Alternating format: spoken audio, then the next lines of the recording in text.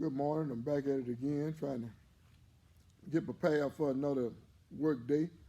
I normally start here like 4:30 in the morning and get prepared and sit here and meditate and drink my coffee and get ready for my team to come in, and then we can go on out and go at it again. I want to stop to thank God for this day, and I also want to thank God for health and strength. I want to thank God for my mom also this morning. Best lady I done had in my life. I've been there with me through thick and thin, through all my trials and tribulations. She never gave up on me, and I want to thank God again this morning that my mom was a COVID-19 survivor. That's a blessing. I've been touching base on the kids and neglect and abuse. Me myself, I've been through a lot of things in life, and I'm using this platform to discuss a lot of topics. I got a lot of topics to discuss, and I got a lot of topics to touch base on down through the run. Me making these videos, but this subject that I've been on for the last couple of videos, I want to continue with it because I be trying to reach out and let people get a kind of understanding from my own hand. Guy who done been out there and did a lot of things in life and lived in the underground world. I've been back up on the top of it, living on the top of the world. You know what I mean? So I lived a lot of the underground for many years, though. I stayed underground for many years. In other words, I stayed in hibernation for a long time before resurfacing into society and start accepting the rules and the regulations of society, and enable me to be able to keep my liberty over these last 19 years I've been out here. And I'm gonna share my testimonies uh, with the public, and I want the public to pay attention to what I'm saying. It may be able to help you, it may not. You may pay attention to it, you may not. You may accept some of the things I say, you may not. But through it all, it's in God's will, regardless. I, I've been through the pain, the suffering. Most of it I put myself through. I made my choices in life, and I'm pretty sure other people make their choices in life. We make good choices, we make bad choices. But through it all, every choice I done made bad, I brought it on myself. I got two small kids now, and I got three grandchildren, small grandchildren. So I think about them a lot, and I think about their safety. I think about what they're up against when uh, me and their mom is not around. Or, I think about it. I think about a lot of things I see on the media uh, about how kids are being treated. I looked at the news. I see how little cupcake got treated. I see how people are killing 2 year old, 3 year old, 4 year old babies every day. I see how they're assaulting and battering. They don't even have a chance. They ain't number babies. I see this every day. And see how people put the babies in the oven. I see how they run them off cliff and kill them. I see how they rape them. I see they don't give them a chance. They take them away before they even start living. They abuse them, do them all kind of ways. And the cupcake situation, it really touched me. To see little Cup had to go through all that pain and suffering at the hands of two adults. And I look at my babies like that. I see them, and as I lay eyes on them, it's fear. A lot of fear go through me from time to time. I think about all them what ifs and stuff. I try to be around them and protect them, but but we have to leave them sometime in places and with different folks that's supposed to love them too and care for them, but we still have a fear in us if you love your children. And we know they can't protect themselves, they ain't up but babies, And in the hands of the wrong people, it's a dangerous situation. In the hands of the wrong folk, And all through the years now I've been around, I've seen a lot of things interchange and different things, and people done went through, and folks will tell you about their problems a lot, and you listen to them, and they talk about it, you talk about it, and everybody get their situation off their chest, and sometimes it might be a little anger boil up, and sometimes it don't. Sometimes people get understanding, sometimes people don't, And most of the time, the situations that we be talking about and what we going through, it be stuff we practically done brought on ourselves. It's more important things to be thinking about. There's some of the stuff that some of us adults cry about. We be crying about things we don't have no control over. You got to leave that stuff up to God. See, when God went down in Sodom and Gomorrah, that city was so corrupted. All kind of stuff was going on down there in Sodom and Gomorrah. The stuff that's going on today. Them folk were down there doing so much stuff, man. They was infested. They were living in a cesspool down there. Lot and his family were down in there, and God came through there to destroy that city. All that mess was going on in there. He came down there to destroy that city. That city was living in chaos of sin every day. And he sent the more angels down there to spy out that city there, boy. I'm talking about, man, the report they had to give on that city there, man. He had to go down there and get them folk there, man. He said, I got to shut these folks on down here, because they don't got way beside themselves. They'll take everything in their own hand, Everything was going on down there, man. They were drug dealing, they was gambling, they was killing. They was doing a little bit of all those, homosexuality, all that stuff that was going on down there in Sodom and Gomorrah, man. They was off the chain down there. He said if he can find 5 folk down there, he'll save the city. But he got it all the way down to 1. He said, if I can save 1, if I can see one righteous man in the city, I'll save the city. He couldn't find that down there in Sodom and Gomorrah. It was too far gone. He burnt that city down, man. He told Lot them to go on, flee, and don't look back. His wife looked back, though, when she looked back, she was turning into a pillar of salt, but him and them daughters of his, they got on up out of there and went up in the mountains and lived up in there for a while. But them old girls, they got them drunk up in there too, and they had sex with their own daddy. They had sex with their own daddy, you see. There's no way back. This is already written. This is in the book. You got to go back there and study. Yeah, they had sex with their daddy, so that was ancestral sex they were having with their father. Yeah, they took time with him, had a ball with him. Same way today.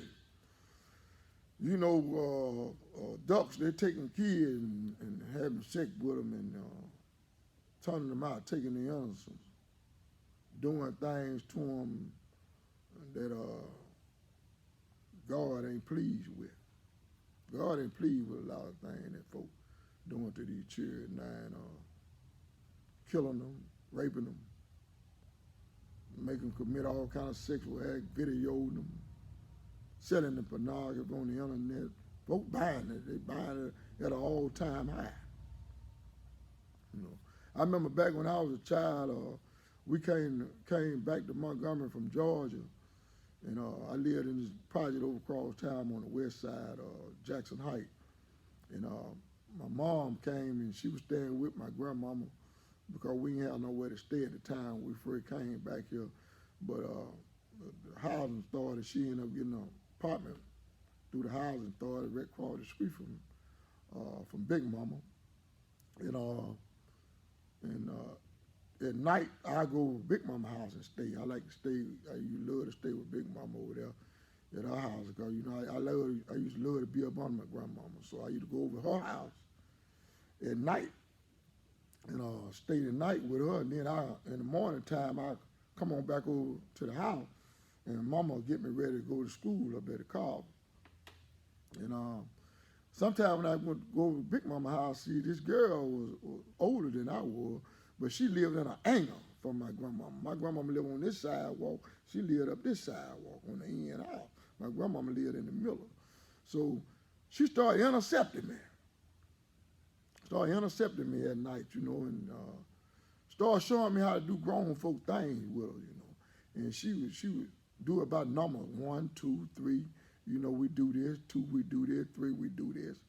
And this went on for night after night. I got to the point that I was looking forward to going to Big Mama house at night because I liked that interception, what was going on, because I liked the feeling, although I was a child. She was older than me, but I liked the feeling, so I'd be waiting on her to intercept me. So when I go over there, she'll intercept me. I go over there, and then I go on to Big Mama house. Mama never know because she didn't call go over there to check on me because I was going over to Big Mama house, right across the street. Out our front door, straight over to Big Mama house. But little did she know I was being intercepted. See, Satan already had a trap for me, set up for me, see, and a bear trap, and I walked on up in it, I didn't know no better. I walked on up in it because when she intercepted me and took me up in our house and got to talking to me and give me the education of what she wanted me to do with her, I fell in with the motion. One night I was going over there and Mama happened to going over Big Mama house and I wasn't there. Everybody out there was looking for me. My mama come out there. By that time I was coming out her back door and trying to slip on. But I knew Mama had that leather waiting on me. I know she was gonna put that belt on me. I knew she was gonna whip me good. But when I hit the corner, she seen me and called my name, and the same female helped my mama ran me down. I got a good whooping. Never did happen no more, but guess what? Something already had happened. It was already in me then, So by the time Jackson Heights was demolished, and they gave us vouchers to move to Trinity and gave my grandmama voucher to move to two-lane coat. When I got to Trinity, man, I was advanced in my thinking. I couldn't go too many places in Trinity at the time. Mama wouldn't allow me to go outdoors the way I wanted to, and she kept me in on a protection. But she would have let me always go places with a friend of mine when I met him in school. And he gave a comment on Facebook the other day about me. Old boy McLean, old Duck Man. Duck Man I met him at William Barnes Palace, and me and him was teammates on the football team out there, and we played, like he said, we put rocks in a milk carton, and that was the ball. And he named me Folk Corner. But he one of the only few guys in Trinity Mama let me go outdoors with and play with, unsupervised. He worked around at the Reno Club around there, cooking plates in there and stuff, and we'll go around there and eat, shoot pool, and he taught me a lot about the pool game, and then I started mixing in with the other guys down. I got to meeting around there, and I got to getting out a little bit of me. See, but my main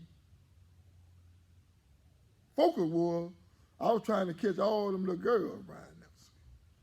That was my focus. As I went to school, I was looking at them. As I was around the neighborhood, I was looking at them, see. I wanted to do some of the things that them girls, that girl, the older woman had already showed me. See, but the girls all paying attention to it and taking on a little girlfriend. See, they wasn't into nothing like that. They just was in the clothes burning and giving you a little kiss on the jaw or something like that. See, I want to go farther than that. See, because my eyes already had been open. See, I already had been in the garden, and something came in there and gave me the apple. I already bit off it.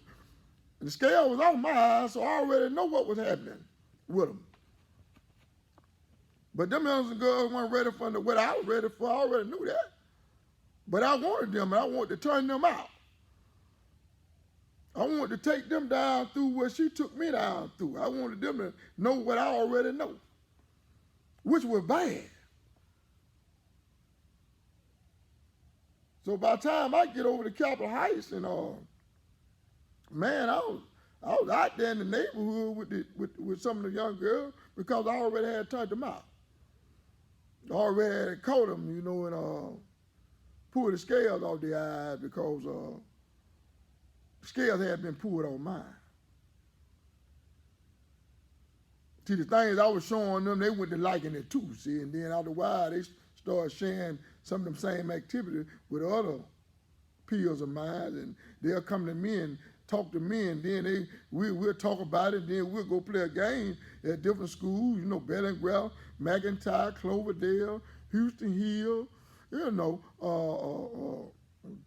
Carver. And see, I always was able to catch me a cheerleader or catch one of the little girls at the game, and then I was able to get back to them through the city line bus, you see. And I'd be able to travel from one side of town to the other one on the bus, and I go to the houses. Some of them I was able to manipulate, some of them I wasn't. Their mom and dad had a tight rein on them, so they was teaching them good. So I wasn't able to move in on them, and allow Satan to use me on them. See, they had a shield of protection in their house. See, God was there, and the Holy Spirit knew Satan was taking me up in there. See, so when Satan was taking me up in there for all the wrong reasons, the shield of protection and the Holy Spirit up in their house was fighting me. He was fighting me off. He would fight me off. He wouldn't let me progress on them. I leave them alone. I go on somewhere where they're vulnerable at. I catch me a household where they were vulnerable at, and then I can move on in on them, you see. Yeah, I was a worker of Satan, see, but I was young, and I was still working with Satan. Because what happened to me early on, you see. It's just like now, you see young folks, even to myself, I was guilty of it. I see young folks out and you see the little boys together, you see the little girls together, you see everybody mating together. Now the law has been changed, you can marry the same sex, and nowadays, you can't walk around and call nobody no sissy like you used to do back in the day. You can't call no little girl no bud agger. You can't call her no lesbian. See, because law has been passed now to make this legit. And even to myself, like I said, I was guilty too of saying little stuff about young folk, what they doing now, how they doing this, and what they doing this here. Look at that boy there, look at that girl there. See, but I had to come to a conclusion and say, man, them folk went through what you've been through. You can't say that to them. They still God's children. I ain't finna sit here and justify nothing for them. But at the end of the day, they still God's children. And see, what don't happen to them, it ain't just happened to them, see? See, it happened to them in some of them households. It happened to them in some of them people's hands that we left them in. It happened to them in them folk who we don't let in our house. Some of them friends. Some of them boyfriends. Some of them folk done came out the penitentiary where I done been. Who was in there for the same thing. And they were doing the same thing now, so they brought it back. They just got a woman, but they want to get in the house on your children, you see. And you let them in because you fighting for affection. You want to feel like a man care about you. You want to be loved. It don't matter what kind of man, because you never took the time to investigate him before you brought him in on your offspring. They ain't coming out the house twerking like that for nothing. The enemy already there in the household because you let the spirit in there. Some of them little boys you see right here now, shaking and dancing and stuff and going, yeah, we can't hold nothing against them for that. We really ain't got no room to even talk about them. Because some other one that allowed to have them. See, the mama, you in the club at night, shaking your rump, see? You in there trying to catch you a man to bring home. You don't left them children at home with some of them babysitters. See, but the babysitters you don't left them at home with, get what? They the one turning them out. They the one turning your children out. So you leave them there with them, they got all night, because you ain't going to be back home at 2, 3 in the morning. Sometimes you don't even make it back home because you camp out in the motel. You don't get to muscle your house all night. Roam through your house like they're in the refrigerator, getting a Coca-Cola, eating a bag of tater chips, and go back again, roam all through your house. Turn all your children out. You come back the next morning, he asks you when you're going out again, or she asks you when you're going out again. They like them laying a milk and honey from you. You don't left them with them. Them babies so scared to be there with them. You can see it in their eyes. They don't want to be there with them folks, but you'll still leave them. Because you're trying to get out there and fulfill your sexual appetite. You're trying to get out there and drink, trying to smoke you some weed, trying to snort you some cocaine, trying to meet you a man before you can go lay up with him at night. You hungry for the same thing that you just left your children with, who were hungry too. You got a sexual appetite that you ain't know about. See, they pedophile. You left them with all your innocent kids in the house.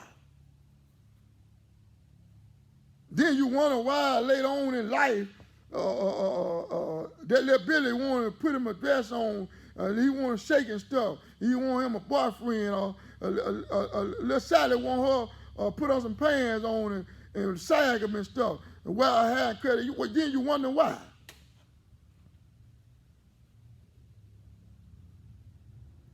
Then we'll sit around and talk about with other folk. Look at him. Look at her. You been one of them did it to him. That's why.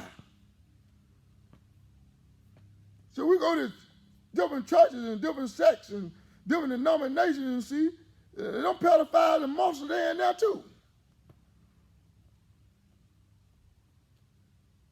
Everybody don't be praying over your children, they be lusting over them. They be sizing them up, looking at them. You seen on McFarland over there, at that church over there, how God dealt with him. See, one of them kind of muscles that I'm talking about.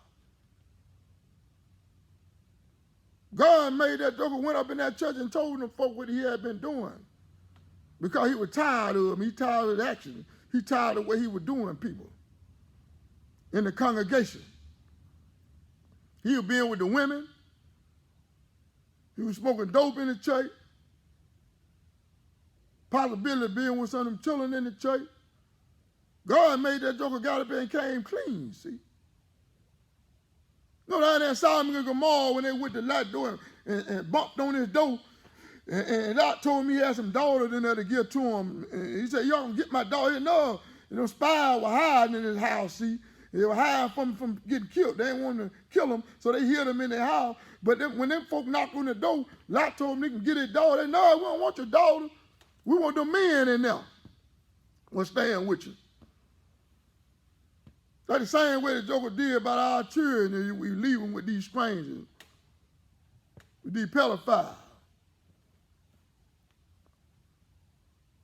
Then we got the audacity to talk about them when we see them in the mall and around town, and how they wear their clothes, and how they flip their, yeah, they feel like they were born like that.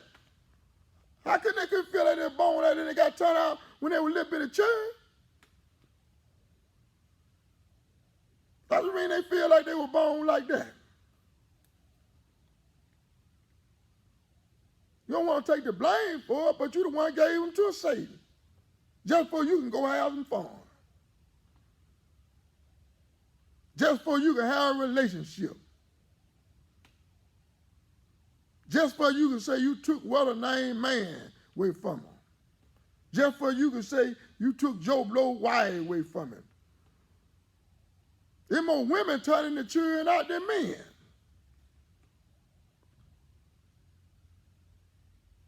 All these muscles everywhere. You got these muscles in the schoolhouse. You got these muscles at the church house. You got these muscles at the doctor's office. You got these muscles in the store where you go shop at. You got these muscles that flock around at the ball game. You got these muscles everywhere you go. Yeah, you got to have them feel for your kids.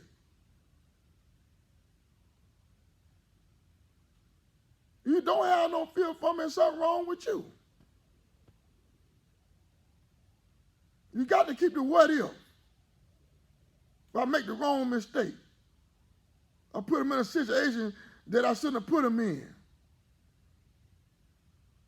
Then you put them in them kind of situations, then when life progresses, and then you see the change come in them, then you go and talk about it with other folk when you the one did it.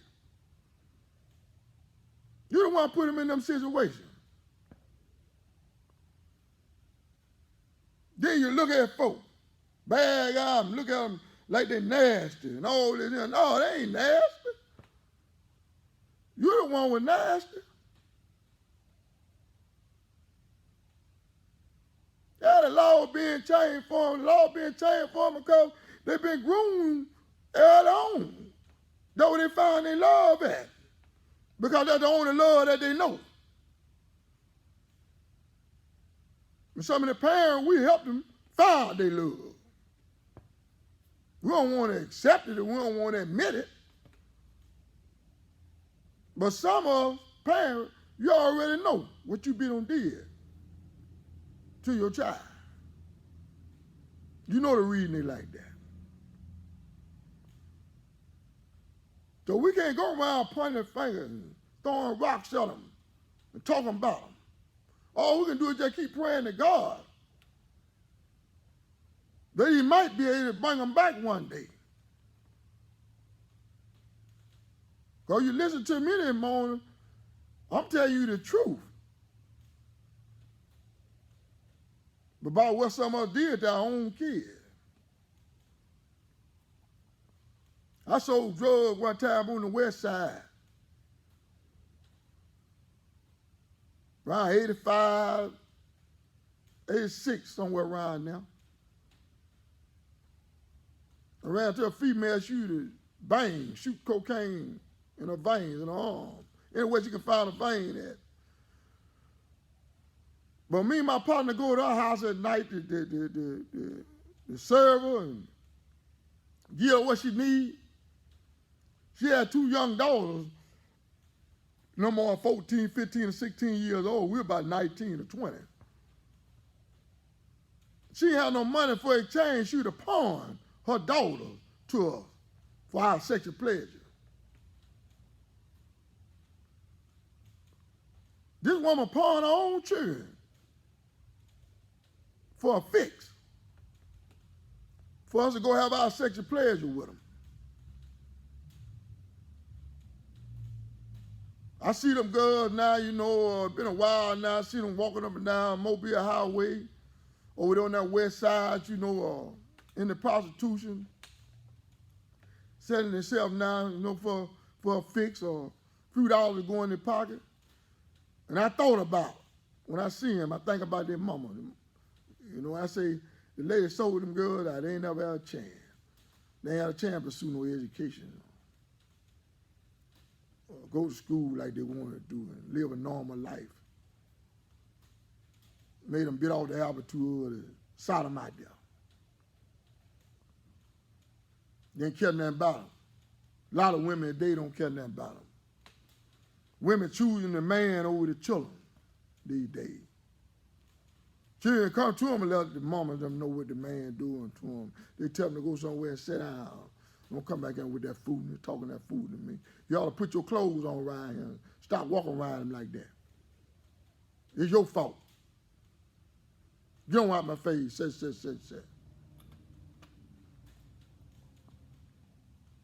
Children can't tell their own mama. You can't tell your own mama, man. You know, you ain't got nobody to tell. You got to go on and accept what's going on with you. If your mama turn your back on you and don't listen to you. Dad turn your back on and don't listen to you. You might well go on and accept what you're doing. Doing everything come to pass, you want to look at them and call them names and stuff. What's wrong with them? Why are you like that? Always, why you choose to be the way you are? No, they ain't choose to be the way they are. It's what you helped them out to be. Then once they get turned out, as they grow up, they turn more out.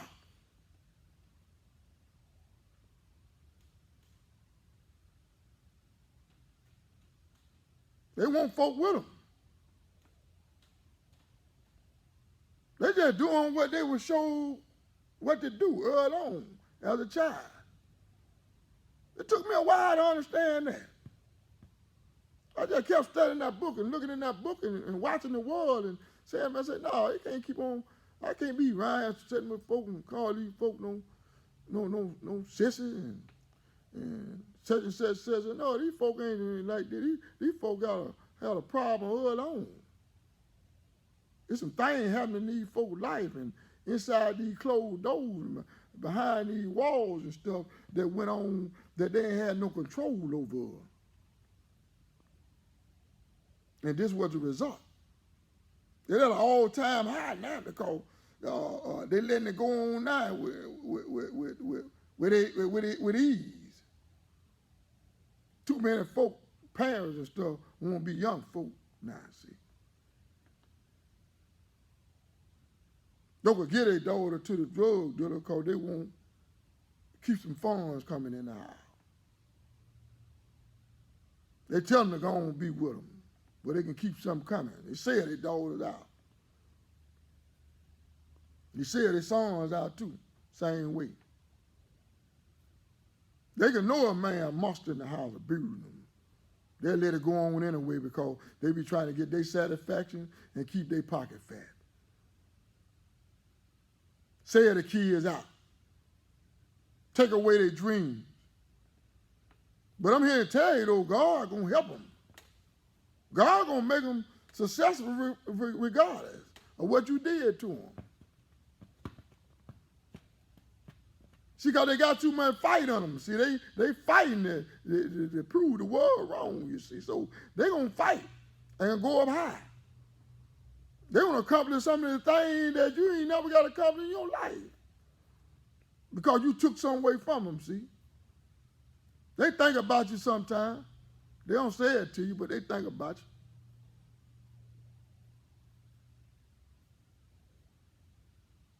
When you look at them, you just be looking at yourself because you're mad, because of the decision that you made. You made a mistake, crucial mistake.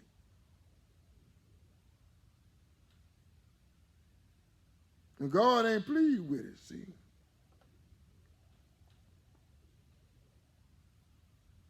All ministers in the church house now. I take that back. Not all ministers. But a big percentage of the ministers in the church, they don't preach on that no more. You know why? Offering plate gonna get thin. That's why. Offering plate gonna get real thin. See, because you got a lot of muscles sitting up in the church now. You got a lot of them affiliated with a lot of things that they're doing, and They don't want to be exposed, you see. If you expose them, see, they gonna find membership elsewhere. So they stay off them kind of subjects now in the church house. You don't hear them talk about them no more. They stay out that Old Testament down there in Sodom and Gomorrah. They stay out all that there. They stay out all that ancestral in the Old Testament. They stay out of there now. They don't talk about that no more. There's a lot of money you're going to take away from the congregations you talk about that kind of stuff there, see. Yeah, that fine brimstone, you ain't even talk about none of that, see. You're going to leave all that alone. You're going to go over there in that New Testament and sweeten it up a little bit. You might tap around a little bit around over Isaiah them a little bit, but you ain't going to go too deep back on there. Early on around Deuteronomy and all that kind of stuff. You're going to stay about them books there. Yeah, too much fire in there. You're going to run some folk off. But that's what the leader's supposed to be about, helping out. You ain't stepping on no toes because you go in them books. You ain't doing but helping folk out. That's all you'll be doing, helping folk out. You won't be talking about nobody else because I just told you it ain't their fault. You're looking at the product that will produce most of the time from the parents, from allowing them to be in the company for long periods of time with a monster. You ain't understand that you need to go back and study it. Leaving them in the company a long period of time with monsters just for you to have some fun. I'm going to let you dissect that. Then I'm going to let you digest it. Then we'll get back to it. I need you to dissect it and digest it. And thank God for it this morning. In the name of Jesus Christ. God bless you and amen.